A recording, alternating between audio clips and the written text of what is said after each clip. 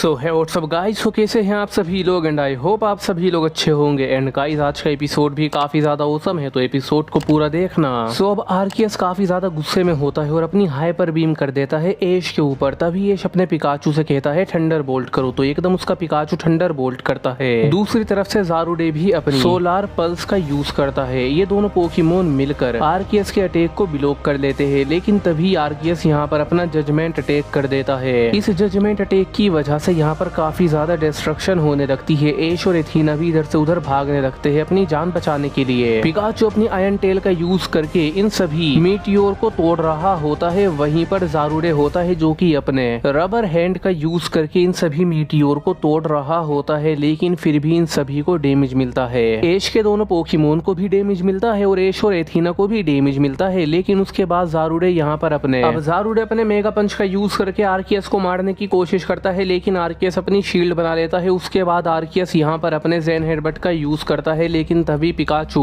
अपनी बहुत ज्यादा स्पीड का यूज करता है। अपने क्विक अटैक का यूज करके आयरन टेल का यूज करके आर्कियस को रोकने की कोशिश करता है, लेकिन ये नाकाम हो जाता है। अटैक से पिकाचू को डैमेज मिल जाता है। ये देख कर ऐश को काफी ज्यादा गुस्सा आ जाता है और तभी आर्कियस कहता है अब तुम में से कोई भी जिंदा नहीं बचेगा, तुम सब मारे जाओगे। और ये सुनकर ऐश घबरा जाता है, लेकिन तभी ऐश अपने पिकाचू और अपने ज़ारुडे से कहता है तुम दोनों तैयार हो जाओ अपनी पूरी ताकत लगाने के लिए। फिर ऐश अपने पिकाचू को कर देता है प्रीमियम फॉर्म पर इवोल्व और अपने ज़ारुडे को बोलता है तुम जल्दी से बीस्ट इवोल्व हो जाओ। तो एकदम ज़ारुडे बीस्ट इवोल्व हो जाता है। इसके बाद ज़ारुडे की पावर काफी ज्यादा इंक्रीज हो जाती है। ज़ारुडे अपने काफी ज्यादा लेजेंडरी अटैक का यूज करता है। जाइंट फ्लेंजी प्लांट्स का यूज करके आर्कियस को इसके अंदर फंसा लेता है। जमीन के अंदर से बहुत ज्यादा बड़ी बड़ी और जाइंट और काफी ज्यादा मजबूत लटे निकल जाती है और ये सारी की सारी ट्री जैसी लटे बेल्स होती है जो कि आर्कियस को पकड़ लेती है, जकड़ लेती है। इनसे छूट पाना आर्कियस के लिए भी मुश्किल हो रहा होता है। आर्कियस अपनी पूरी जान लगा रहा होता है निकलने के लिए, लेकिन इतने में ही ऐश अपने पिकाचू के साथ जी मूव करने के लिए तैयार हो जाता है। वहीं से एथीना भी कह रही होती है यही मौका है ऐश के चम, उसको डिफीट करो और कैच कर लो। इतने में ही पिकाचू अपना जी मूव कर देता है और ये अटैक आर्कियस को डायरेक्टली हिट होने वाला होता है, लेकिन सही वक्त पर आर्कियस की हाइपर बीम हो जाती है और वो आजाद हो जाता है इस अटैक से, ज़ारुडे के अटैक से। और तभी आर्कियस यहाँ पर अपने जाइंट फॉर्म को ले लेता है। मेरा मतलब है कि अपने जाइंट मॉन्स्टर क्रश अटैक का यूज कर देता है और पिकाचू के अटैक को रोकने की कोशिश करता है, लेकिन पिकाचू का अटैक भी काफी ज्यादा पावरफुल होता है, जिस वजह से इन दोनों को ही काफी ज्यादा डैमेज मिल जाता है। लेकिन जी मूव करने के बाद पिकाचू की हालत खराब हो जाती है, इसकी सारी एनर्जी खत्म हो जाती है और ये नीचे गिर जाता है और यहाँ से पिकाचू का गेम खत्म। तो ऐश अपने पिकाचू को उठा लेता है, इसे आराम करने के लिए कहता है, लेकिन ज़ारुडे अभी भी बैटल कर रहा होता है आर्कियस के साथ। ज़ारुडे की पावर भी एक नेक्स्ट लेवल पर होती है, जहाँ पर ज़ारुडे अपने इन्फर्नो बॉल्स का यूज कर रहा होता है। ये एक तरीके के एनर्जी अटैक्स होते हैं जो कि काफी ज्यादा स्पीड से जा रहे होते हैं। आर्कियस इन सभी से बचने के लिए अपनी फायर बॉल कर रहा होता है, लेकिन फिर आर्कियस को एक काफी ज्यादा लूप होल दिख जाता है और आर्कियस को एक मौका मिलने के साथ ही ये अपनी एयर स्ट्रीम करके ज़ारुडे को अच्छा खासा डैमेज करता है। ये देख कर ऐश भी हैरान हो जाता है, लेकिन एथीना कहती है ऐश के चम तुम्हें कुछ ना कुछ तो करना होगा, नहीं तो हम में से कोई भी नहीं बचेगा। एथीना ऐश को काफी ज्यादा इरिटेट कर रही होती है। पहले ही ऐश इतना ज्यादा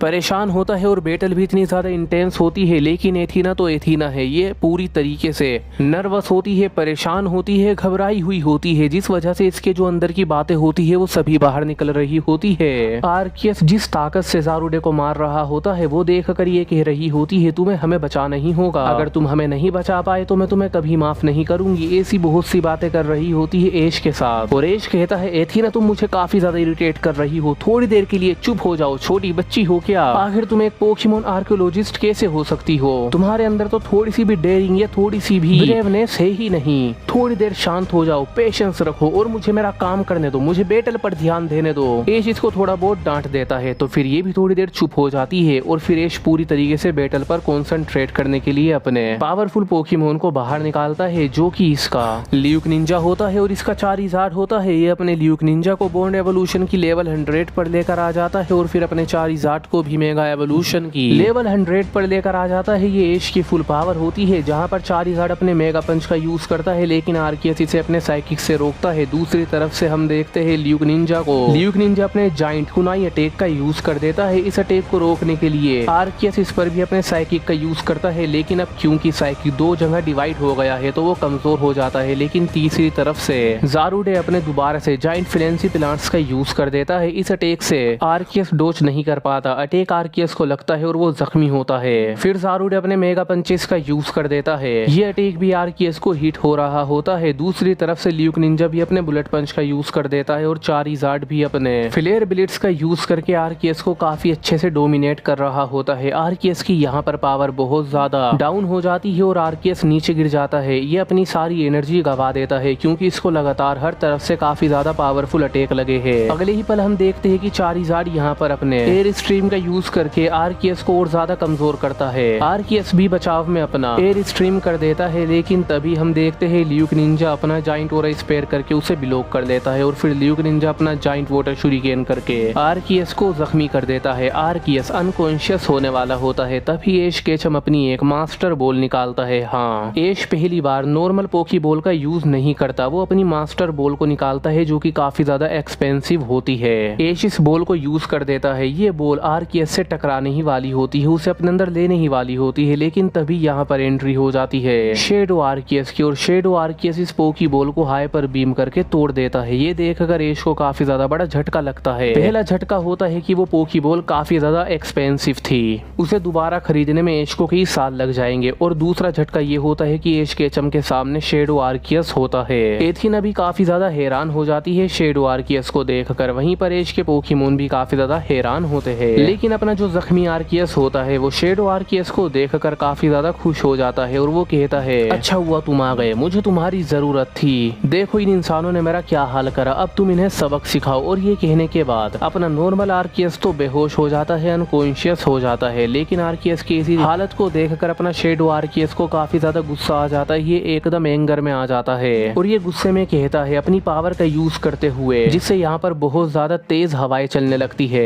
तुम्हारी हिम्मत कैसे हुई, तुम इंसानों की हिम्मत कैसे हुई मेरे दोस्त को इतनी ज्यादा चोटें पहुंचाने की, तुम में से कोई भी यहाँ से जिंदा वापस नहीं जा पाएगा, ये मेरा वादा है, मैं तुम में से किसी को भी नहीं छोड़ूंगा। लेकिन इतने में ही ज़ारुडे यहाँ पर थोड़ा सा तेज चलने की कोशिश करता है, ये अपनी हाइपर पल्स बीम का यूज कर देता है, वो भी शेडो आर्कियस के ऊपर, लेकिन शेडो आर्कियस इसे बस अपने एक इशारे से ही बेकार कर देता है। अगले पल हम देखते हैं कि शेडो आर्कियस मेगा इवॉल्व हो जाता है, मतलब लिटरली शेडो आर्कियस को इसकी जरूरत भी नहीं थी इस फॉर्म की, लेकिन फिर भी अपने दोस्त की ऐसी हालत को देखकर शेडो आर्कियस मेगा इवॉल्व हो जाता है गुस्से में और अपना एक मेगा पंच लगा देता है, वो भी ज़ारुडे को। लिटरली ये मेगा पंच लगते के साथ ही ज़ारुडे कई किलोमीटर दूर जाकर गिरता है और हार जाता है, फेंट हो जाता है जख्मी होकर, और यहाँ तक कि एश को वो दिखता भी नहीं है। एश बहुत ज्यादा घबराया हुआ होता है और एश घबराहट में बोलता है, ज़ारुडे नहीं, तुम कहाँ हो। लेकिन हम देखते हैं कि शेडो आर्कियस अभी भी नहीं रुकता, शेडो आर्कियस सीधे एश केचम के सामने आ जाता है और एश केचम की आंखों में आंखें डालकर कहता है, तुम नहीं बचोगे। लेकिन इतने में ही एश के पोकेमोन चारिज़ार्ड और ल्यूक निंजा शेडो आर्कियस के ऊपर हमला करते हैं अपने मास्टर को बचाने के लिए। चारिज़ार्ड अपने कॉस्मिक पंच का यूज करता है, ल्यूक निंजा अपने शेडो पंच का यूज करता है, लेकिन हम देखते हैं कि शेडो आर्कियस पीछे हो जाता है और इन दोनों के अटैक को रोक लेता है अपने साइकिक का यूज करके। फिर शेडो आर्कियस इन दोनों पोकेमोन को कंट्रोल करने लगता है, इनको इधर से उधर पटकने लगता है, जिससे इन पोकेमोन को काफी ज्यादा डैमेज मिल रहा होता है।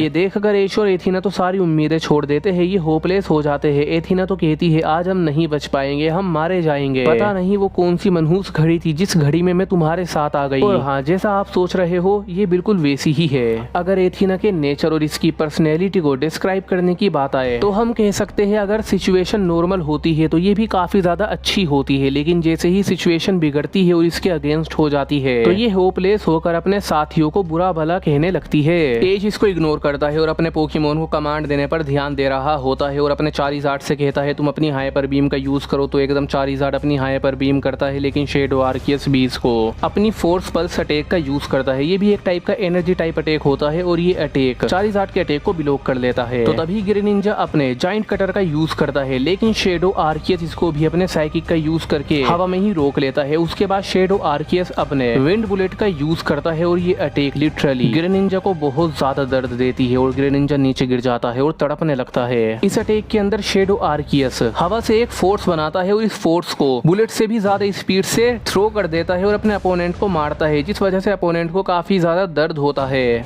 इस अटैक के लगने के बाद ल्यूक निंजा से उठा भी नहीं जा रहा होता है। और शेडो आर्कियस अपने एरोबेटिक्स का यूज करके चारिज़ार्ड को भी जख्मी करके नीचे गिरा देता है और ये देखकर ऐश शॉक हो जाता है। ऐश कहता है अब मैं क्या करूं।